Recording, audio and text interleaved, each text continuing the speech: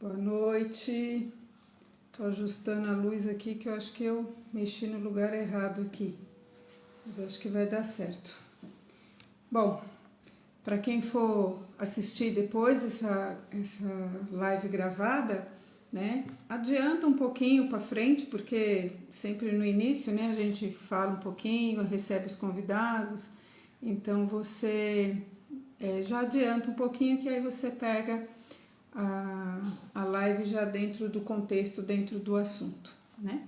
Então, a gente, ao vivo, a gente tem que ir fazendo as boas-vindas para todo mundo e às vezes para quem vai assistir isso gravado não faz muito sentido, né? Então, a gente vai orientando a fazer assim. Daqui a pouco as pessoas vão chegando, a gente começou um pouquinho antes, né? Tem alguns minutinhos antes, justamente para dar tempo das pessoas irem entrando. E assim nós vamos dando continuidade. Boa noite, tudo bom? Estamos aquecendo aqui para começar a nossa live. Frei Jonas já está chegando. Van Pires. Qual é o seu nome, Van? Tudo bom? Vamos iniciar já já.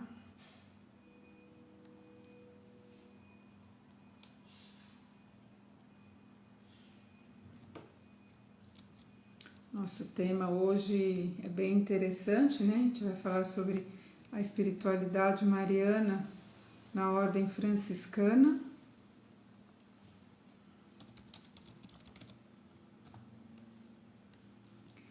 Porque nós estamos fazendo um caminho sobre a espiritualidade mariana nas ordens, né? A gente já falou na Ordem do Carmo, vamos falar sexta-feira na Ordem dos Redentoristas. Ainda não consegui acertar essa luz aqui direito, né? Oi, Giovânia, tudo bem? Tô apanhando aqui para acertar essa luz aqui. Tô sempre ficando meio escuro aqui, né? A gente vai aprendendo, né? Aos pouquinhos. Olha, o nosso convidado da noite chegou. Deixa eu colocar ele aqui na sala. Nosso querido Frei Jonas. Muito boa noite.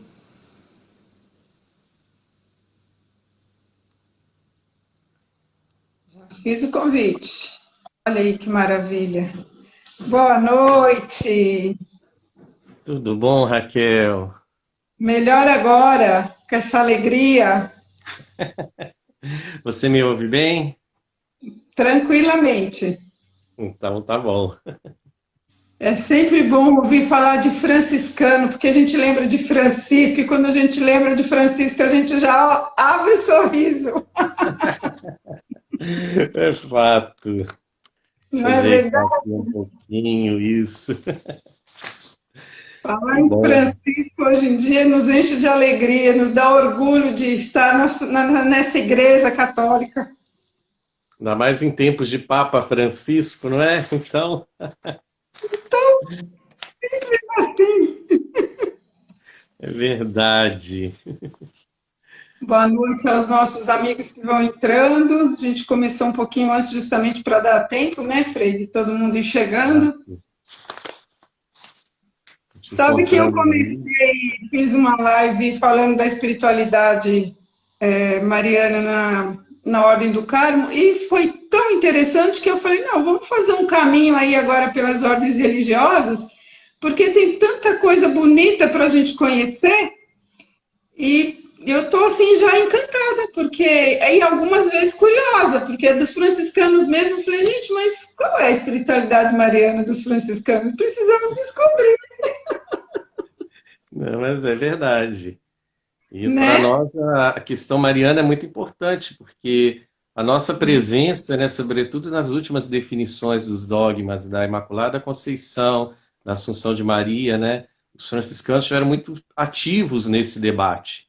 Então, nós temos uma longa história Olha, de serviço ao reino de Deus pela reflexão sobre a Mãe de Jesus. Olha que coisa linda. A gente quase não gosta disso. Boa noite aos nossos amigos que estão chegando, Padre Anderson. Uma maravilha. Essas conversas estão sendo muito ricas. Boa noite, Márcia, tudo bem? Muito bom. Então, a gente tem aí 2 minutinhos. Acho que se o Frei quiser ir se apresentando para os nossos convidados que vão chegando, né? Alguns já têm aí essa honra de conviver com o senhor, né? Mas tem alguns que estão chegando agora, e depois a gente tem essa maravilha de que essas lives ficam gravadas e depois elas vão aí ser vistas por muitas pessoas que às vezes ainda não teve a honra de conhecê-lo. Então eu deixo que o senhor se apresente. Então, gente, eu sou o Frei Jonas, eu sou o frade da Ordem dos Frades Menores, né, os franciscanos. Atualmente eu trabalho, né, acompanho a paróquia São Francisco das Chagas, aqui de Belo Horizonte, no bairro Carlos Prates. Sou pesquisador em Mariologia, doutor em Teologia Sistemática. Como eu disse, né, minha ênfase de pesquisa é a Mariologia.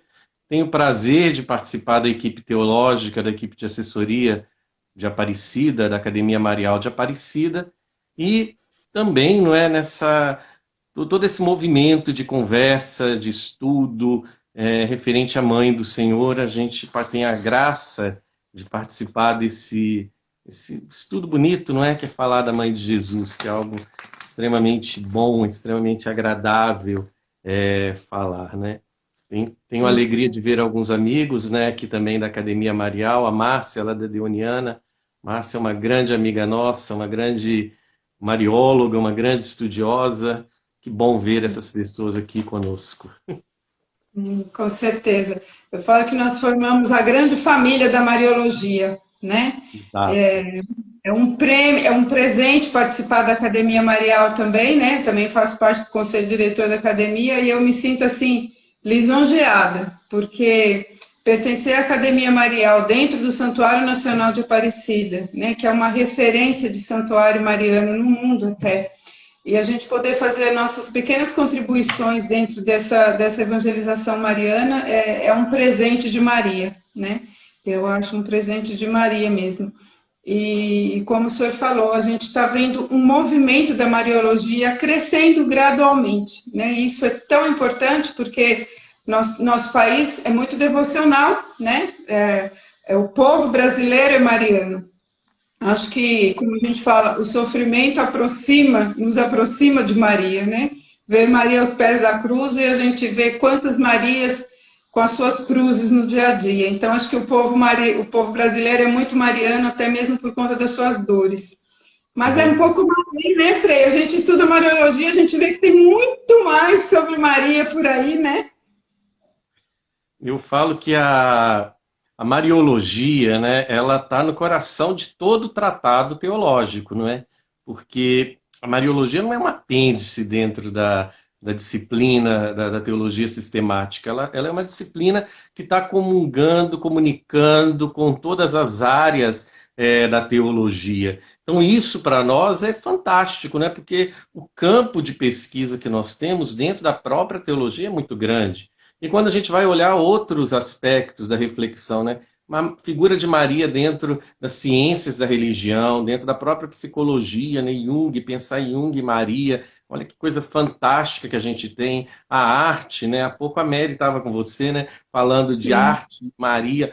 Olha que coisa magnífica que a gente tem, né? Que história fantástica a gente tem. Tanta possibilidade de discussão. E nós precisamos, sim, resgatar essa conversa, resgatar esse lugar de Maria na reflexão. De fato, nós somos um povo devoto à Mãe do Senhor, não é? E porque devotos e devotas, nós queremos conhecer melhor esse mistério de Deus que habita no mistério de Maria. Então, isso é muito importante. E nós agradecemos muito a você, Raquel, por esse trabalho que você tem, esse carinho que você tem com a disciplina, a tua presença na academia, no Santuário Nacional. É muito bom ter você nessa caminhada, nesse espírito de serviço que você traz. É que estar com Maria é sempre uma alegria, eu costumo dizer. Então não é nem um trabalho, é uma alegria, né? Muito Verdade. bom. Um prazer falar com Maria. Maria me resgatou, né? Eu sempre costumo lembrar essa história, né? Se hoje não estou numa depressão profunda, é graças a Maria que me resgatou, que me tirou de qualquer possibilidade de inércia. Então, levar essa Maria para todos é quase um dever e um agradecimento pelo que ela fez por mim, né? Então, é sempre.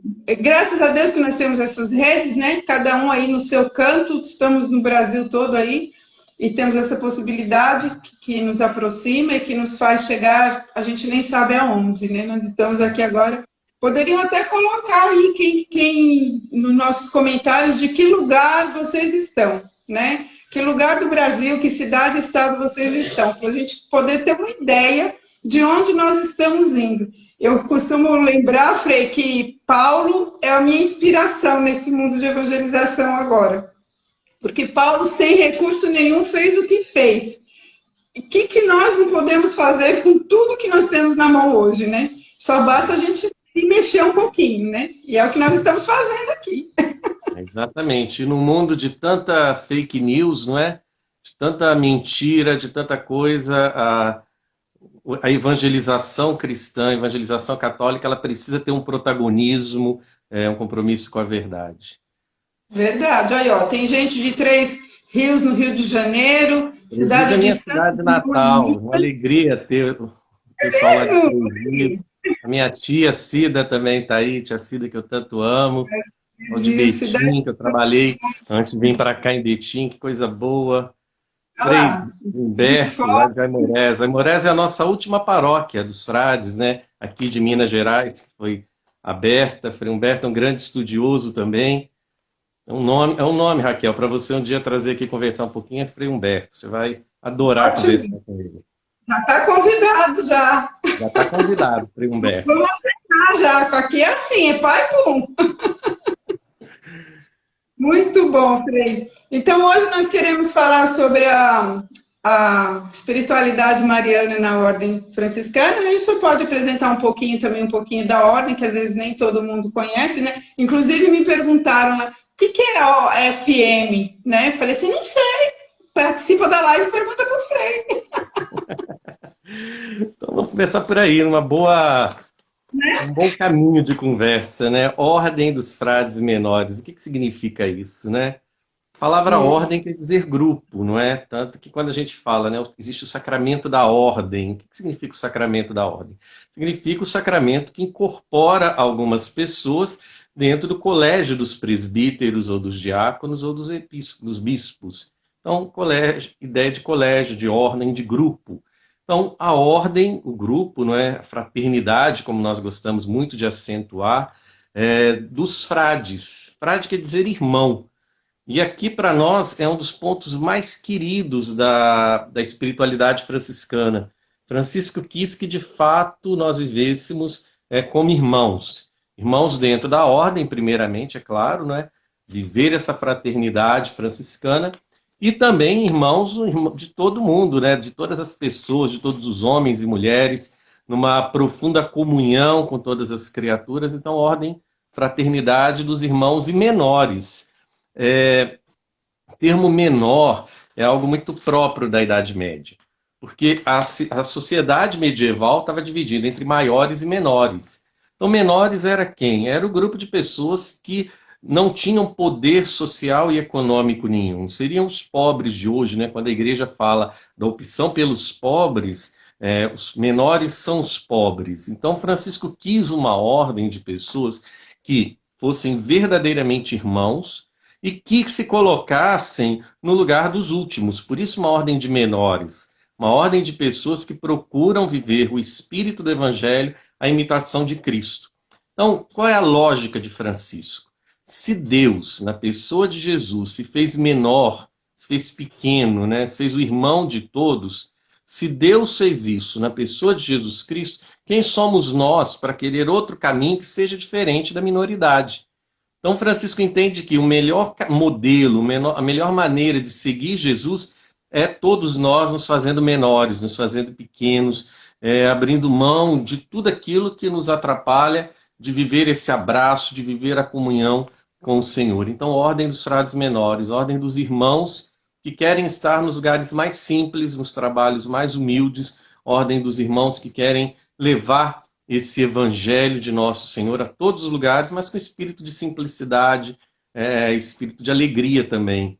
Tanto que para Sim. nós, né, franciscanos, quando nós escutamos, né, Papa Francisco, isso para nós é uma alegria muito grande, né, que é um modelo de igreja baseado naquilo que o Papa demonstra, né, aquilo que ele vive, que é uma simplicidade, que é uma alegria muito grande, um despojamento do Papa Francisco, que é convite para toda a igreja, convite para todos nós. É resgatar as origens, né? Exato. Francisco de Assis, ele falava que nós devemos, inclusive a regra nossa é essa, não é? Quando nós somos a regra que Francisco escreveu e deu para nós, ele diz, né? A regra dos frades menores é esta: viver o evangelho de nosso Senhor Jesus Cristo. Então, o evangelho é a regra, o evangelho é o modo de viver do irmão menor, né?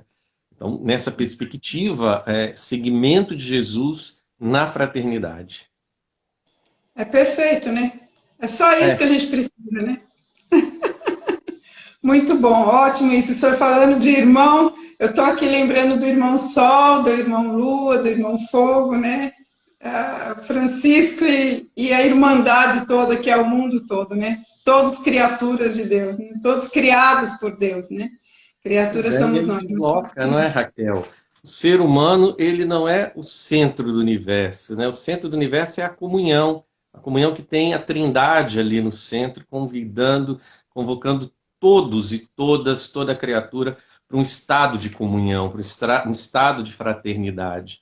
Então nós precisamos aprender isso, aprender a viver de fato como irmãos e irmãs, numa atitude de respeito ecológico, respeito a toda criatura, porque às vezes as pessoas olham para a gente e falam assim, Francisco gostar de passarinho, de lobo, fica uma coisa assim, o romantismo é muito bonito, né? Mas ele corre o perigo de ser algo irreal, de ser algo Sim, muito açucarado e não alcançar a realidade daquilo que Francisco está falando.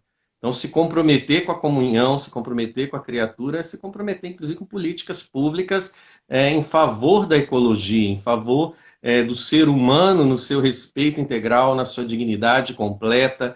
Então, isso tudo é franciscanismo. E aí entra a figura da mãe do Senhor, não é? Como é que Francisco olha a Virgem Maria e deixa para nós esse legado importantíssimo que é a mãe do Senhor. Quando nós pensamos Mariologia franciscana, é importante a gente dizer que Francisco ele não tem interesse, é claro, né, de inaugurar uma Mariologia diferente. Então, quando nós pensamos uma Mariologia franciscana, o que nós temos em mente? O modo como Francisco contempla a imagem de nosso Senhor Jesus Cristo e uma imagem ligada a Maria.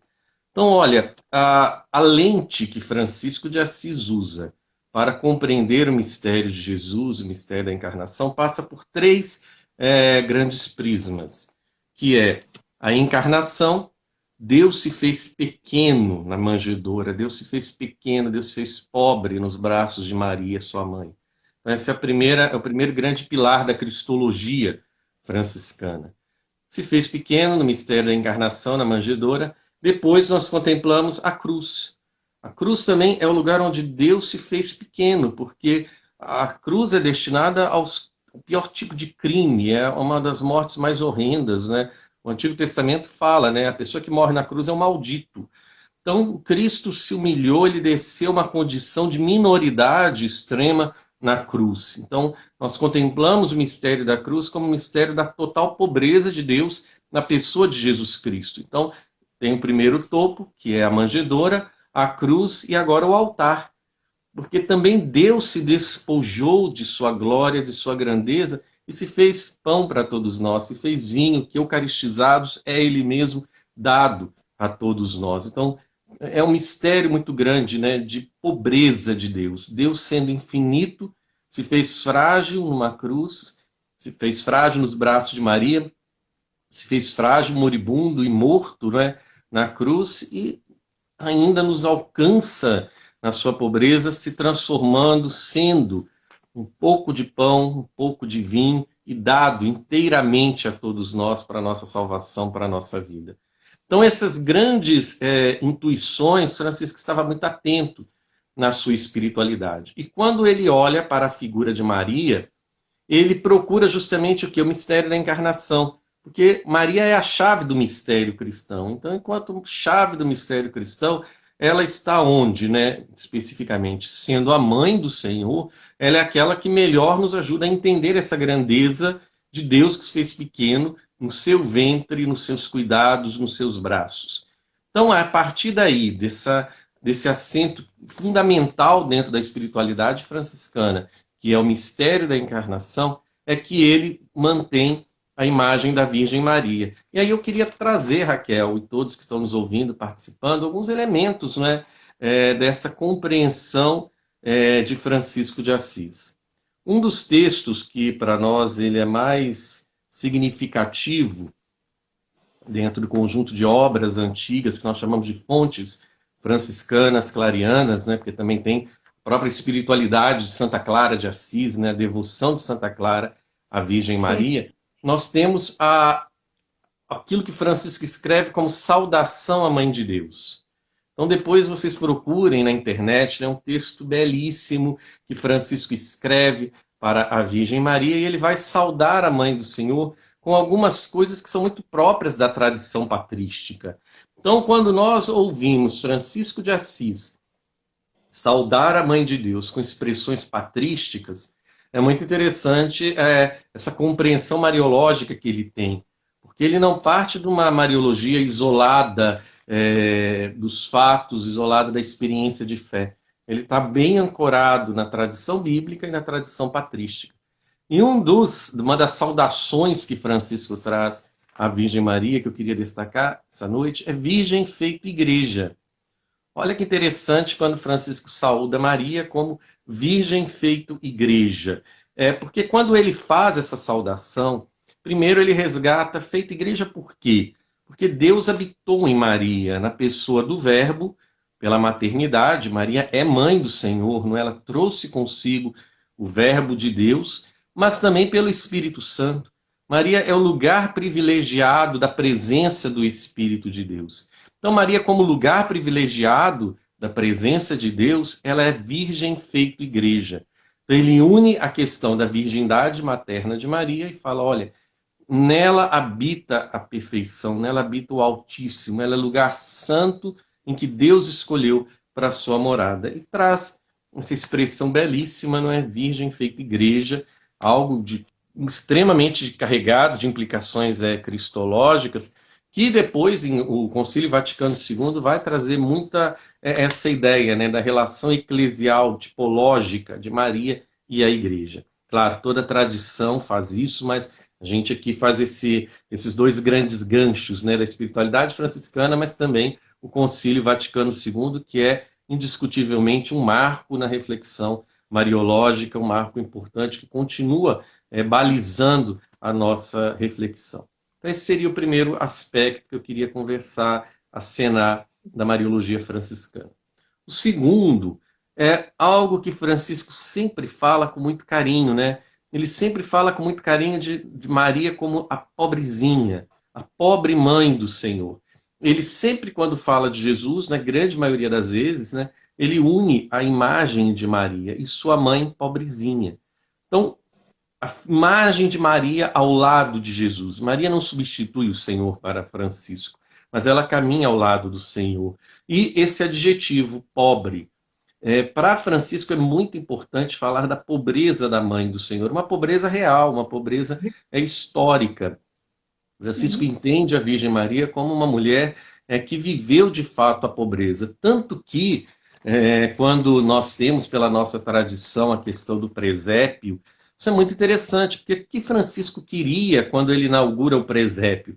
Ele justamente quis mostrar a pobreza da mãe do Senhor, a pobreza na qual o Senhor nasceu, os apertos, eles usam até essa expressão, né, os apertos que Maria passou naquele momento do nascimento do Senhor.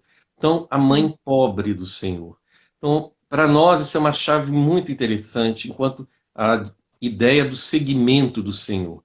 Se Deus se fez pobre na pessoa de Jesus, a Virgem Maria é a primeira dos seguidores do Senhor, porque ela viveu essa pobreza ao lado do Senhor, ela viveu essa pobreza na perspectiva dos Anauim, na perspectiva daqueles que têm a sua única confiança em Deus, e uma pobreza real, uma pobreza de alguém que de fato abraça o mistério de Deus, abraça na sua grandeza o infinito de Deus na pequenez da sua condição econômica. Porque o que era Nazaré naquele tempo, né? Quando a gente Sim. canta aquela música linda do Padre Zezinho, né? Maria de Nazaré.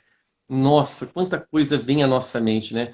Maria de Nazaré, Maria pobre, Maria trabalhadora, Maria mãe, Maria que está inserida no trabalho do meio das mulheres, ou seja, Maria nossa, toda companheira nossa, toda de Deus, toda companheira nossa. Então Francisco teve essa percepção quando ele insiste em dizer que Maria era uma mulher pobre. E algo muito próprio dele também, que chama a atenção, foi o título de esposa do Espírito Santo.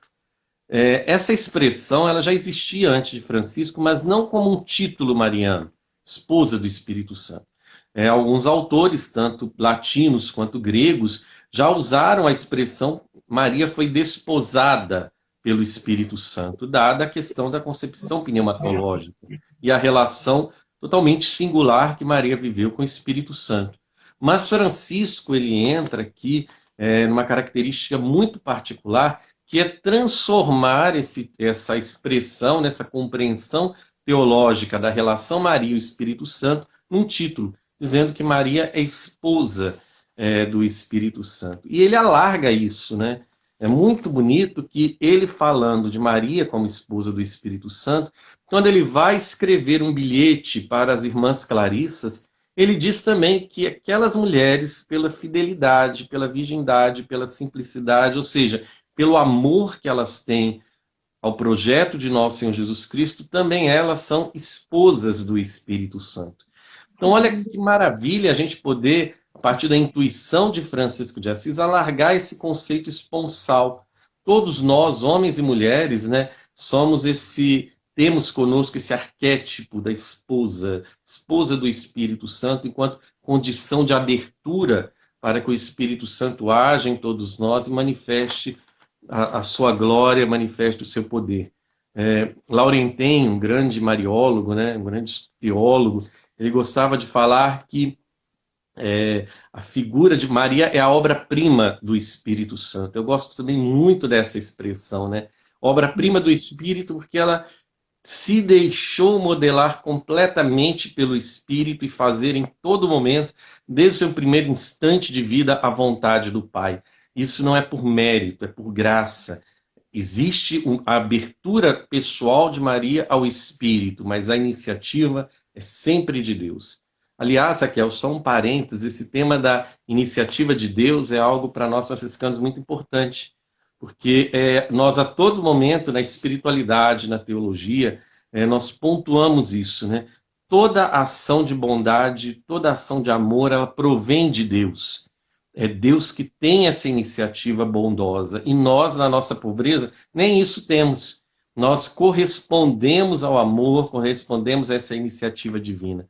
Então, Maria está nessa perspectiva da graça, da iniciativa divina que alcança ela e ela responde positivamente enquanto esposa do Espírito Santo. Esse tema, ele correu rios, né, de tinta, de debates. Outras espiritualidades abraçaram o tema também, né? Montfort, ele gostava muito também dessa expressão, Maria, esposa do Espírito Santo. Montfort bebe muito da espiritualidade franciscana. É algo que a gente um dia pode conversar um pouquinho mais sobre esse tema. Mas ele traz essa questão, esse título é muito caro para Montfort, até João Paulo II, Redemptoris Mater, também resgata isso. Bom, então, esposa do Espírito Santo é um dos pontos que Francisco de Assis muito prezava dentro da sua espiritualidade. E alguns outros elementos da nossa tradição. Por exemplo, a coroa franciscana. A coroa franciscana ela é algo muito bonito, né? Na nossa história. Ela é um sinal de devoção à Mãe do Senhor. Existe uma lenda. A gente fala lenda porque algumas histórias medievais a gente encontra em diferentes idêntica com diferentes personagens, mas a história é a mesma, uma delas é ligada à coroa. Nós temos uma devoção das 7 alegrias da Virgem Maria. Então, Ah, essa devoção às alegrias de Maria que compõe o que nós chamamos de coroa franciscana. Ela é uma devoção medieval e que as devoções medievais, né, das grandes ordens, elas trazem consigo modos diferentes de manifestar o afeto à Mãe do Senhor. E uma que é muito própria a todos nós, essa devoção às alegrias, que aí então nós temos essa coroa, né, esse terço composto por um Pai Nosso e 10 Ave-Marias. A história que é bonitinha, né? A lenda, né? Melhor dizendo, porque nós encontramos essa história essa lenda, em outras realidades diferentes, que é um noviço que tinha o costume de levar rosas para a Mãe do Senhor, não é? E, dado o noviciado, o recolhimento próprio do noviciado, ele ficou impossibilitado de fazer isso.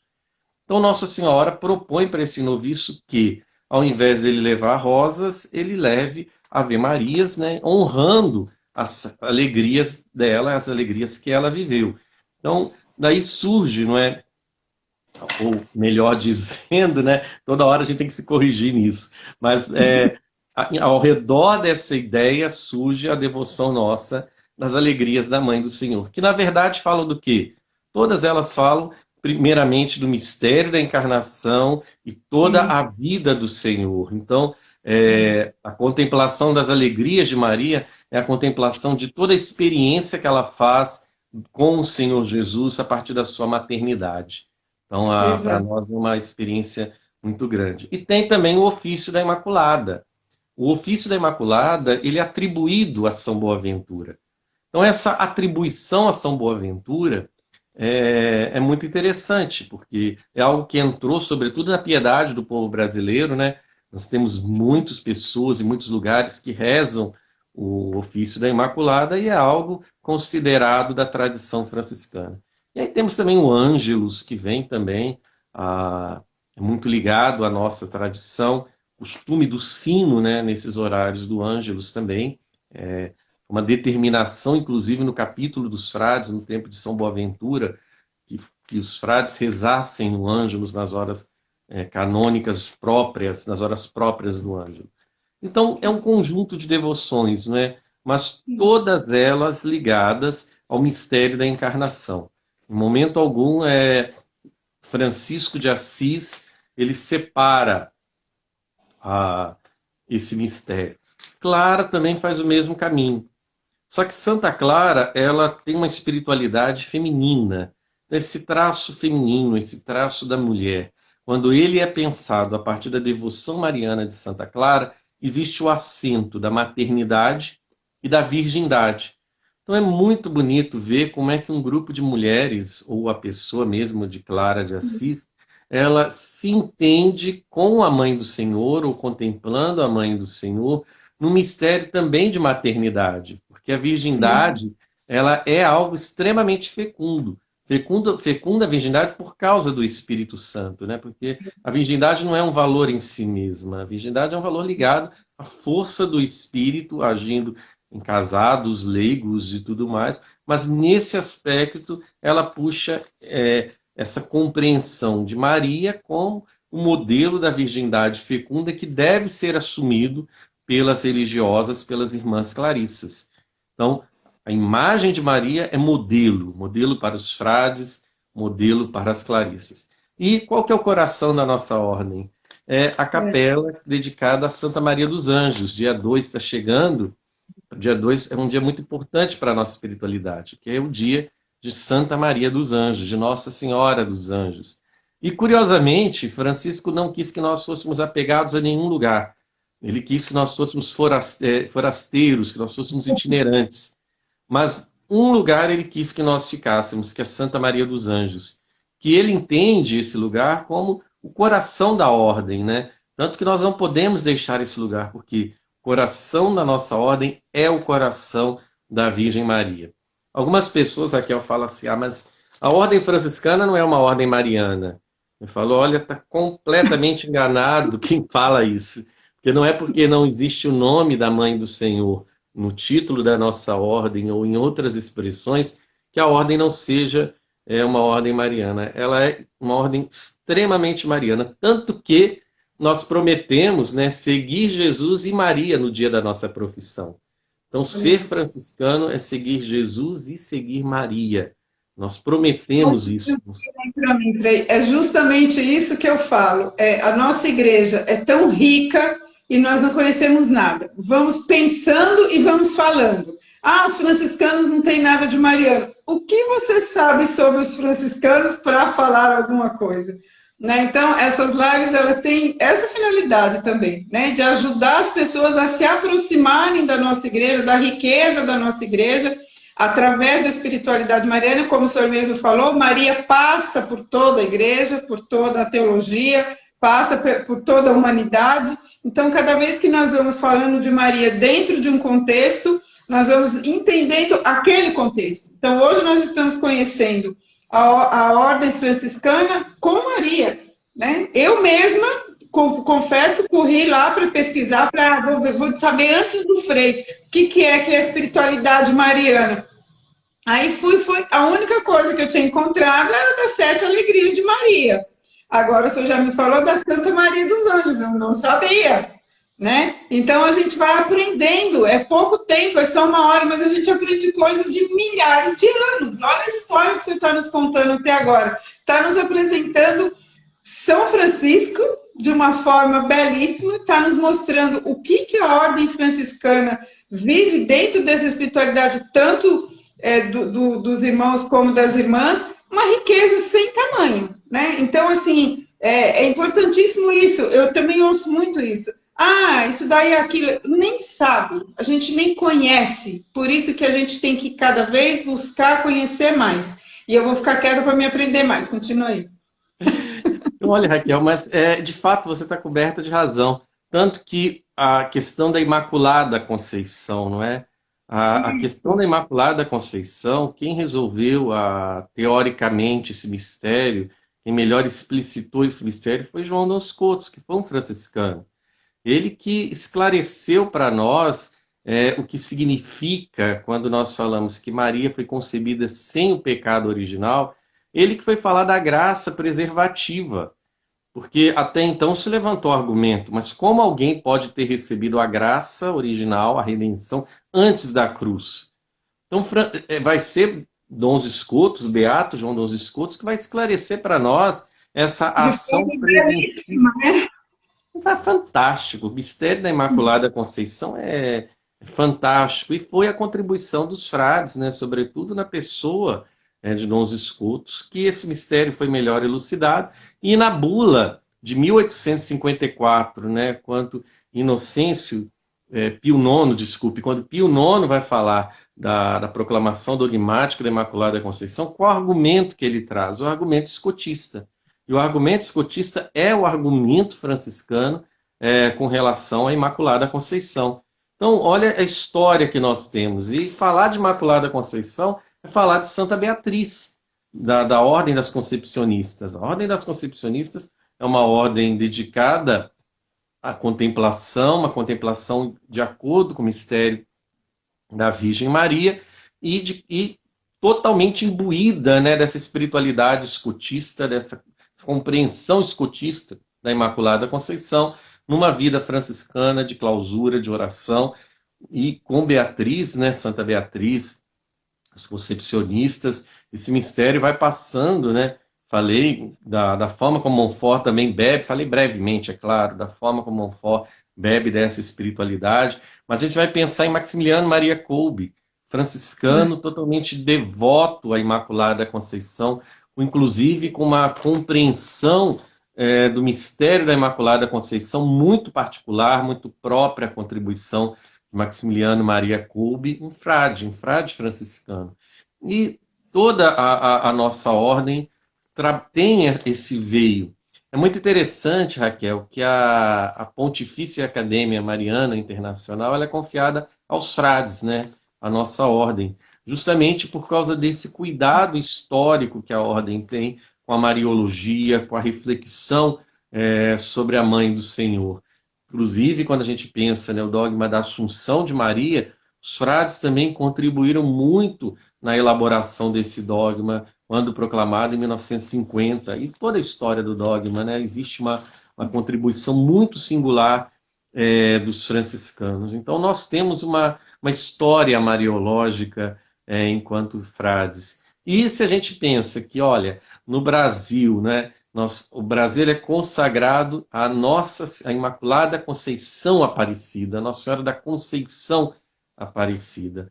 Aí a gente faz uma linha muito bonita, né, dos frades que, com Dom Scotus e todo aquele movimento imaculista, viveram essa fé, elucidaram, transmitiram, incentivaram a devoção. Isso chega na Península Ibérica, e da Península Ibérica, sobre especificamente Portugal, chega até o Brasil a devoção da Imaculada Conceição. Então, quando a gente olha a imagem da Virgem Aparecida, para nós, a gente tem aquela pontinha de alegria. Existe uma contribuição nossa nessa bondade de Deus de nos dar a Senhora da Conceição Aparecida para todos nós. Existe um dedinho franciscano ali. Verdade, uma maravilha, né? Não, eu estou realmente encantada de ver todo esse zelo mesmo. Eu realmente também não bebia dessa fonte, não sabia dessa espiritualidade tão forte com a Maria, não sabia, né? Também estou aprendendo e estou ficando feliz da vida aqui. O senhor colocou uma coisa que eu achei bem interessante, assim que eu já estou pensando para uma próxima rodada de lives, que é sobre os santos das ordens, né? A senhora aí citou alguns nomes aí, assim, de muito conhecido nosso, né? E eu também vi alguns santos da Ordem do Carmo, então acho que é muito interessante, porque, primeiro o senhor citou daquilo que eu também, meu mantra, né? Maria é modelo para todo mundo. É modelo para os religiosos, para religiosas, é modelo para as mães de família, para os casais. Maria é o modelo para a humanidade, né? Sem dúvida alguma. Aí tem alguns que falam, mas ela foi a privilegiada, né? Maria não pecou porque era fácil, ela foi escolhida por Deus, não sei o quê. Mas aí nós temos os santos, né? Que viveram, que eram como nós, vamos lá, né? Não foram privilegiados, nasceram como nós e viveram, alcançaram a santidade. Então, nós temos muito que aprender com a vida dos santos. E conhecer os santos dentro da espiritualidade da ordem deve ser uma coisa muito interessante. Eu já estou aqui já querendo saber, né? Porque falar, por exemplo, de São Maximiliano Kolbe e entender que ele era um franciscano muda todo um contexto de história, todo um contexto de visão que eu vou ter daquele santo depois, né? E Fantástico Maximiano isso. é muito interessante, Raquel, vale a pena, porque ele ficou, dentre as muitas reflexões de Maximiliano, ele ficou se perguntando por que em Lourdes Maria disse, eu sou a Imaculada Conceição. Ela deveria, se a gente pensa na formulação da frase, né, deveria ter sido diferente, né? O dogma tinha acabado de ser proclamado, ela poderia dizer, eu nasci sob o signo, né, sob a realidade da Imaculada Conceição, sem pecado. Mas não, ela diz um eu sou, né, como forma de apresentação. Então, ele mergulha Maximiliano nisso e vai dizer uma coisa fantástica. Ele vai dizer que, olha, o Espírito Santo é a Imaculada Conceição incriada, porque é Deus. O Espírito Santo ele procede do Pai e do Filho sem o pecado. Então, ele é a pureza original, ele é a pureza em si. Ele é o estado de imaculateza, né? O estado imaculado original. Então, o Espírito Santo é a Imaculada Conceição incriada. E Maria, na sua mistério de transparência, é a Imaculada Conceição criada. Então ele vai dizer para nós que, olha, o nome secreto da Virgem Maria é Imaculada, porque revela algo de muito profundo da identidade dela, mas ao mesmo tempo revela algo do mistério de Deus, do mistério da terceira pessoa divina. Por isso que ela diz, eu sou a Imaculada Conceição. Falando de si, ela aponta para o Espírito Santo. Então, é fantástico essa Lindo. perspectiva de Maximiliano Maria Kolbe, né? Dentro da linha, né? Da fileira dos franciscanos, das franciscanas, que guardam esse amor à Mãe do Senhor. Nossa, maravilha, maravilha. Eu já tô aqui já pensando nisso. Gente, eu quero conhecer agora a vida dos santos franciscanos todo, porque a gente já quase não gosta de Francisco, né? Aí agora, se inspirar nos santos franciscanos, a gente vai viver uma espiritualidade real, né? Vai ser muito bom para nós, né? Mas é Muito bom. mesmo. Acho que nós vamos ter muitos lives aí para organizar. Vamos pegar um calendário aí, já vamos marcar aí umas agendas aí, porque essas conversas vão ser boas, viu? Vamos embora. O povo já está aqui, ó. Estão colocando aqui, me convida, me convida. Vamos, segue a página aí, porque olha, daqui para frente. Olha lá, Eliane lembrando também do São Frei Galvão, né? Ah, Também. Do verdade. ladinho dela, né? O santuário está lá do ladinho da casa dela. Não, Então, deixa eu meus esquecer filhos, de forma alguma, Frei Galvão. sim, muito bom, muito bom. Tô realmente encantada com isso. Essa. Me fala um pouco sobre Santa Maria dos Anjos, que eu não conheço. Santa Maria foi é uma igreja, né, que originalmente estava sob os cuidados dos beneditinos, e Francisco ali, ele tem uma experiência de Deus muito profunda. Então ele entende que naquele lugar seria o coração da ordem. Inclusive se fala de uma mariofania, de uma experiência de visão de Francisco ali, inclusive daquilo que nós chamamos do perdão de Assis, que é uma indulgência plenária a todos os que vão a Porciúncula, não é? Tanto que Porciúncula, pequena porção de terra, era uma igreja muito pobre, que Francisco restaura e totalmente dedicada à Mãe do Senhor. Então, nesse lugar, Santa Maria dos Anjos, é onde aconteceram, né, ainda acontece, não agora, que terminamos um capítulo geral, pouco, mas por questões de Covid e outras, mas ali é o lugar do encontro dos frades, né, originalmente. Os frades iam para lá para pensar a sua vida, estabelecer suas regras, a regra não, mas os estatutos, né, o modo de viver, a regra também, o modo de viver dos frades ali em Santa Maria. Então, para nós, aquele lugar ali é o lugar de muita reverência, porque é o lugar que a Mãe do Senhor se manifesta, Francisco de Assis, e já tinha esse título, né? Santa Maria dos Anjos. Então, Francisco acolhe o título, acolhe o lugar, e por um mistério da bondade de Deus, ali para nós se torna esse coração da ordem. E dali toda essa devoção que brota nessa experiência. Nós temos um santuário de Santa Maria dos Anjos muito importante aqui em Tambacuri, aqui em Minas, né? Eu acredito que seja um dos mais expressivos. De cabeça não me lembro outro, se alguém quiser mandar para nós no chat, é uma lembrança, mas pelo que me vem à mente é um dos mais expressivos, esse santuário. Então ele tem ali a sua origem, né? Nessa experiência que Francisco de Assis faz com a Mãe do Senhor, num lugar específico, tornando esse lugar específico o coração da nossa ordem. Maravilha. Uma pergunta que tinham me feito durante o dia, a pessoa está aqui, mas acho que ela esqueceu de perguntar agora, mas eu me lembrei. Sobre os leigos na ordem franciscana. Se tem um pedacinho aí dos leigos, como é que funciona? Temos. Francisco, ele funda uma família, né? Então, uma primeira ordem. E quando a gente fala de primeiro, segundo, a gente tem muito cuidado para não trazer a ideia de importância de forma alguma, né? É uma maneira de dizer, de organizar a ideia. Mas então ele funda a ordem dos irmãos, né? Uma ordem para homens. Depois, junto com Clara de Assis, a ordem das Clarissas, né? A ordem de Santa Clara. Inclusive essa ordem ela tem algumas ramificações, inclusive de vida ativa. Nós consideramos também a ordem das concepcionistas.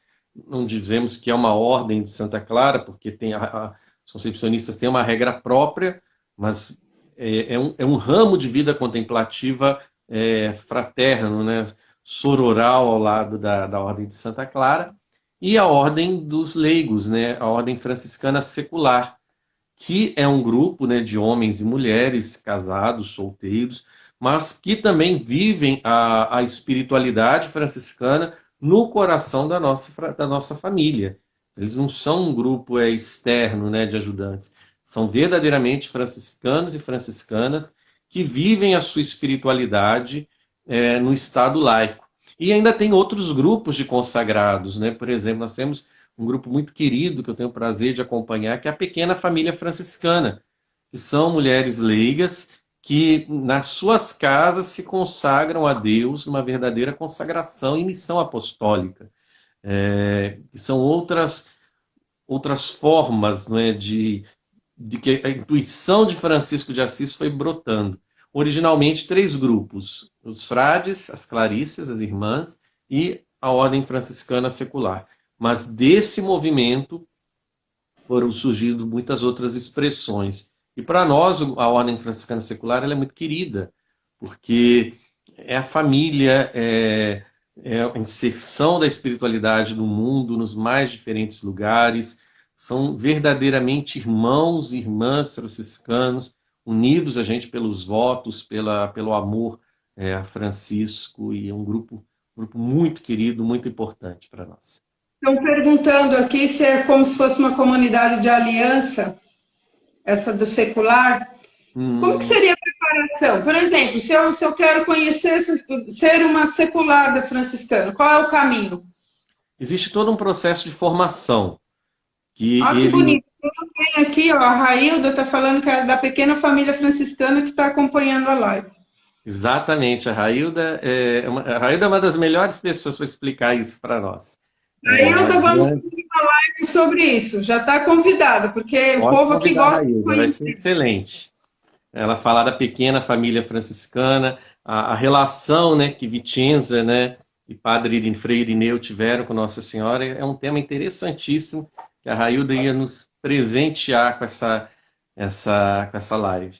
Mas a UFS, ela tem um processo de formação, de compromissos, não é? Com aquilo que nós chamamos também de votos, mas que são compromissos evangélicos, que é a espiritualidade franciscana, é viver o evangelho no estado de vida deles.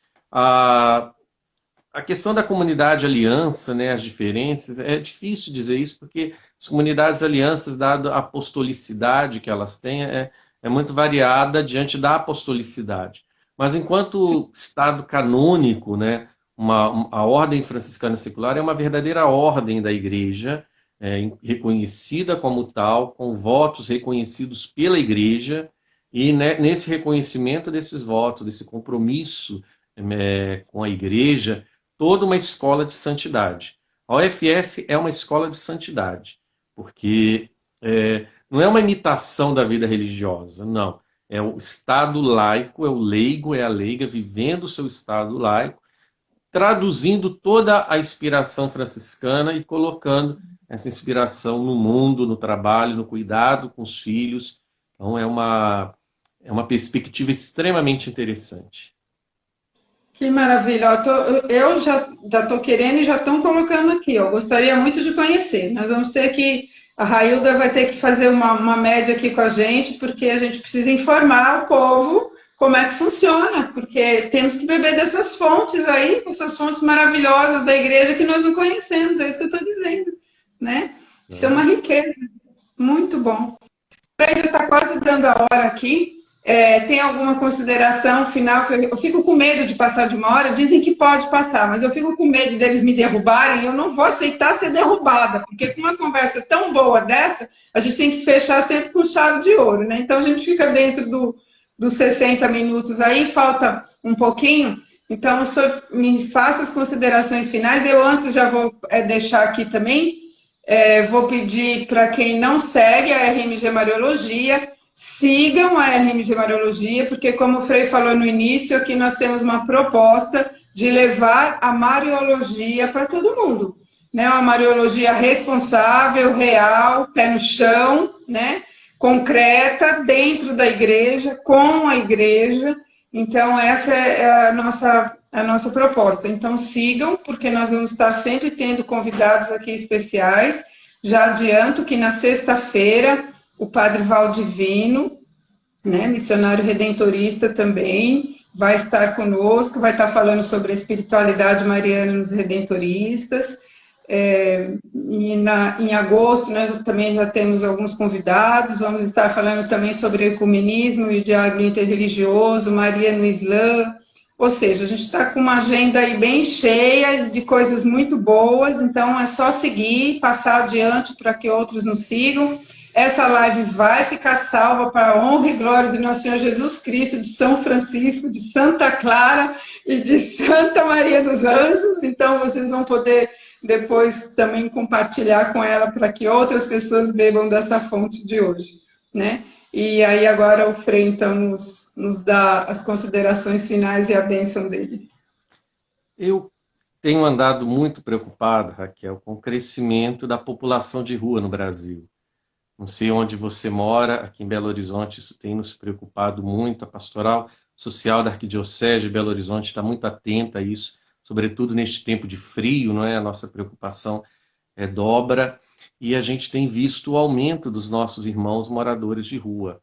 Então, a pergunta, não é, a consideração final é o que Francisco de Assis, no seu amor à Mãe do Senhor, nos leva a fazer diante dessa realidade. São muitas realidades, é claro. Eu pincelei uma, talvez seja porque é algo que tem tocado meu coração muito esses dias, essa preocupação com os nossos irmãos, nossas irmãs da rua, né, que moram na rua. Eu fico pensando o mistério, né, que é narrado no Evangelho dos Evangelhos da Infância, de Maria fugindo com José para o Egito, depois voltando.